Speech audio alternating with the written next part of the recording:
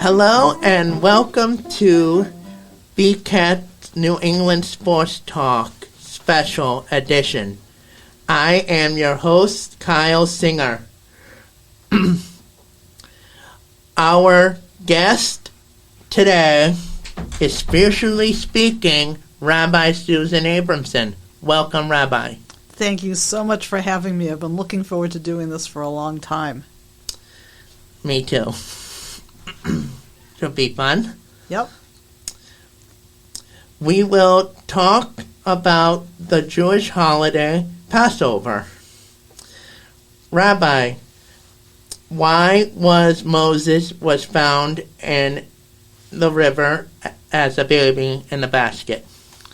So that is part of the beginning of the whole story of the Jewish people who are living in Egypt. Mm-hmm. And so it happened that there was a new pharaoh who came to rule in Egypt who didn't know the Jewish people and was not very happy about them being there, and he saw that there were more and more Jews being born, and he was actually kind of afraid of them, that if too many of them were born, then they might rise up against him and the Egyptians, and they might defeat the Egyptians. So he passed a rule saying that all the Jewish baby boys should be killed.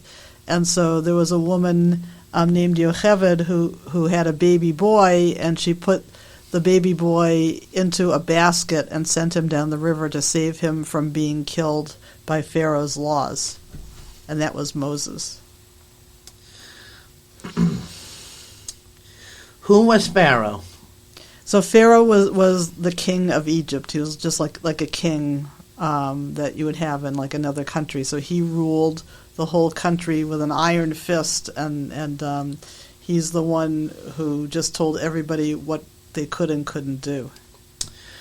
Can you tell us why the Jews were slaves? So just like I was saying before about Pharaoh being afraid of the Jews rising up and having too much power, so he made the Jews slaves so that they wouldn't be able to have the power to fight against the Egyptians.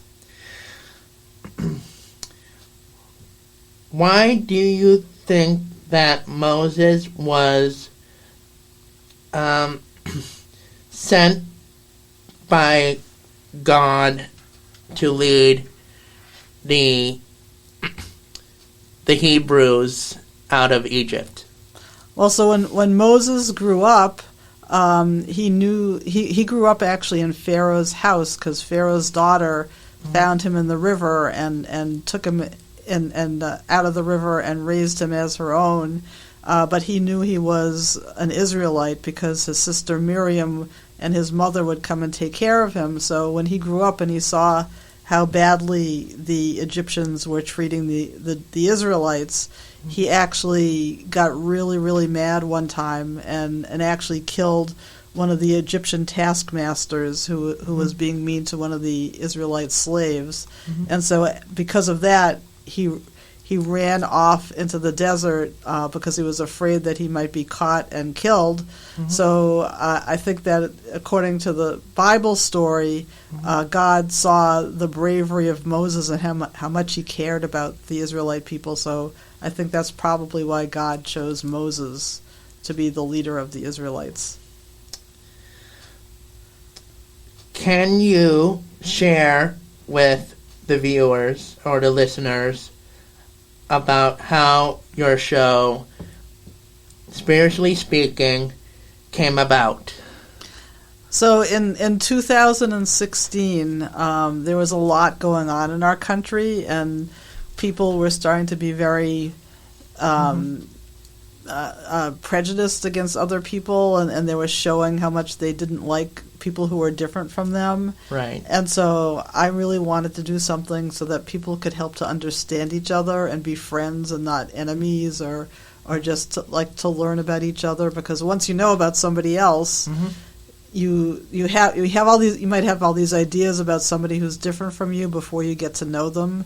But after you get to know them, you realize how much you have in common and how easy it is to be friends with them. Mm-hmm. So I wanted to show everybody in the Burlington community, even though there are so many people from different backgrounds, Mm-hmm. how good it would be for everybody to know each other better. So I came to BCAT and I said, I have an idea for a program to teach people about going to all the houses of worship and understanding each other better. And everybody here said, that's a great idea, but you're going to have to do it yourself. We're not going to do it for you. Mm-hmm. So they taught me how to do video editing. And so once they did that, which took a very, very long time for them to teach me, because I didn't know anything at all about it, then I started to go to different houses of worship in Burlington, like the Islamic Center and the different churches, and I got to meet the clergy, the people in charge there.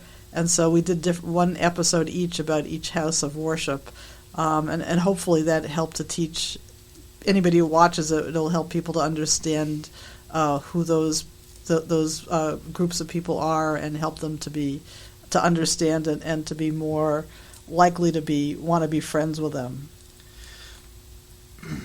And we started off with the temple. The temple was the very first episode. Yes.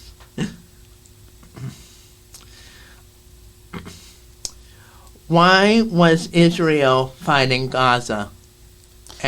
And why are all the hatred was in war, and why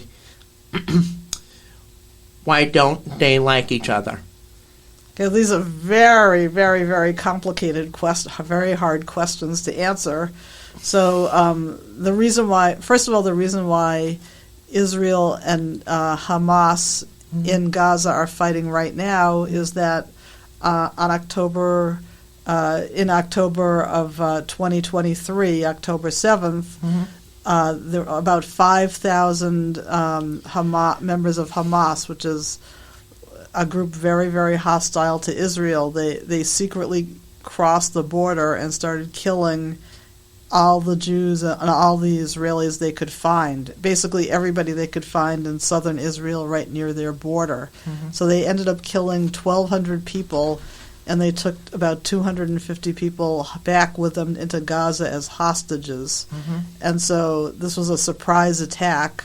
And everybody in Israel was very, very upset about it. As you can imagine, there were more Jews killed in one day than there had been any time since the Holocaust. So everybody was very, very, very distraught and really upset about it. And so Israel decided they couldn't just let that happen and not be any consequences. So they started, after a few days, they started bombing Gaza to try to get to kill the people, the terrorists who had infiltrated Israel, and to try to get the hostages back. So it's been a really, really awful, like the worst possible situation, with lots and lots of people being killed who would have otherwise been alive today. It's really been awful.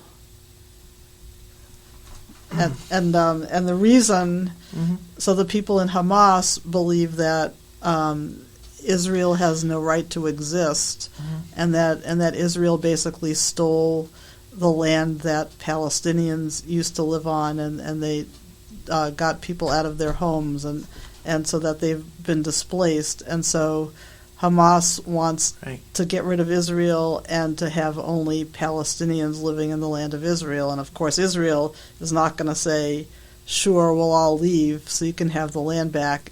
It's very, very complicated, and it's just, it keeps going on to this very minute, and it just keeps getting worse and worse. It's a very, very sad situation. Do we have a Passover field for the temple for Passover? Yeah, well, every year at our Passover, so the second night of Passover, as you know, we have a special big Seder at the temple for the whole community, and every year we try to add a little bit of something fun and interesting to do at the Seder. So every year we have something special, a special skit, which we sometimes call the spiel, like on Purim. So we're definitely going to be doing that again this year. Do you know what the theme will be for Passover, Field? Well, so on Passover we usually just do something. It's not a real theme. We just have the characters like Moses and God and Aaron and Pharaoh and Miriam. We've got all the big characters, and people at the temple dress up like those characters, and we have a little skit to kind of make it a little bit more fun and interesting, but there usually is not a specific theme to it.